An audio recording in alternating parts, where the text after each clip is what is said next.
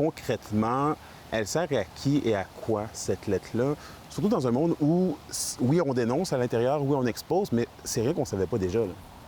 La Fonderie Horn a décidé récemment de renier ses engagements qu'elle avait par rapport à l'amélioration de son bilan atmosphérique et environnemental. Et ceci, ça fait aux dépens de la population. C'est une des raisons pourquoi je réagis. Mais la plus importante, c'est la lettre de la Chambre de commerce et d'industrie de Rouyn-Noranda.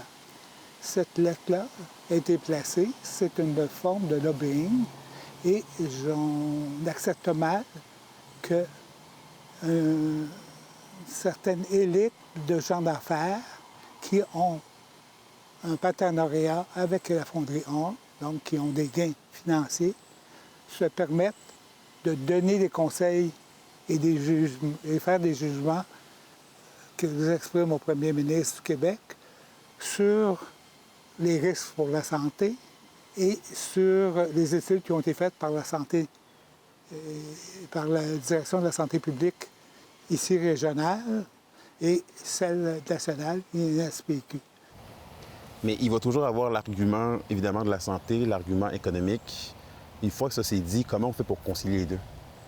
Est-ce qu'il y a des compromis qu'on peut faire là-dedans, selon vous?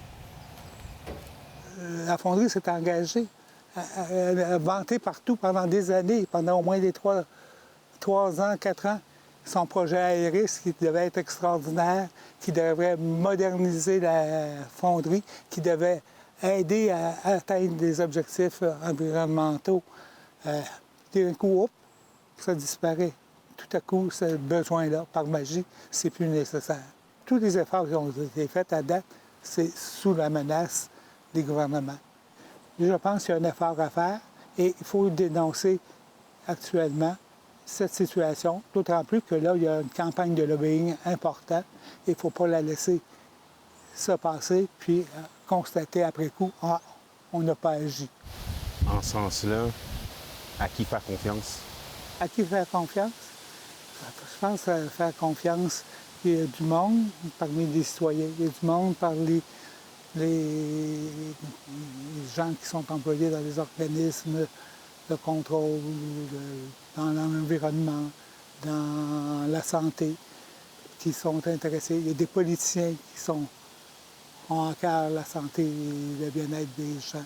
Fait que je pense que c'est un faux problème d'opposer l'industrie et la santé. Il y a moyen de combiner les deux et on le souhaite.